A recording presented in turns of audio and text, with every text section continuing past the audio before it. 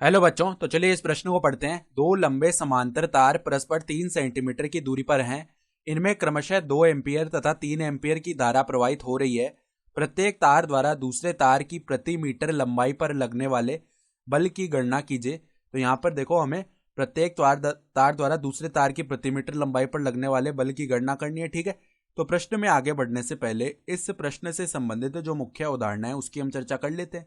तो यहाँ पे देखो, इस प्रकार के अगर दो तार हों, ठीक है, तो प्रत्येक तार द्वारा दूसरे तार के प्रति मीटर लंबाई पर लगने वाले जो बल का मान है, यानी एफ बट्टा एल का मान क्या आता है, म्यू नॉट I1 I2 बट्टा में 2 पाई डी। ये होता है सूत्र, जहां पर डी क्या होती है, दोनों तार के मध्य की दूरी। I1 और I2 क्या होते हैं, दोनों तारों में जो विद्युत धाराएं हैं। ठीक है, और म्यू नॉट यानी कि हमारे पास निर्वात की चुंबकशीलता हो गई। सही बात है। तो हमें यहाँ पर देखो I1 का मान क्या मिल जाएगा, I1 का मान यानी 2 एम्पियर हो गया, और दूसरे तार में धारा कितनी है, 3 एम्पियर, तो 3 एम्पियर हो गया I2 का मान।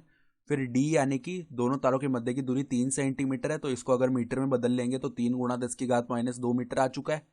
सही है। तो अब देखो, प्रति एकांक लंबाई पर जो बल लगेगा, यानी F/1 लिख सकते हैं, या फिर यहाँ पर F/1 ये लिखेंगे। तो ये किसके बराबर आएगा, म्यू नॉट, उसका मान क्या होता है, 4 पाई × 10⁻⁻7। फिर देखो I1 यानी 2, I2 यानी कि 3 एम्पियर बट्टा में 2 पाई डी, यानी 2 पाई गुणा में डी का मान कितना है, 3 × 10⁻²। तो देखो 3 से 3 विभाजित हो गया, फिर 2 पाई से 4 पाई 2 बार विभाजित होगा, तो 2 दूनी 4 हो गया, यानी यह कितना आ जाएगा, 4 × 10⁻⁻5 न्यूटन प्रति मीटर आएगा ना, क्योंकि एकांक लंबाई पर लगने वाला बल है। तो ये हमारा उत्तर हो जाएगा। तो आशा करता हूँ कि आपको ये प्रश्न समझ में आया होगा। धन्यवाद।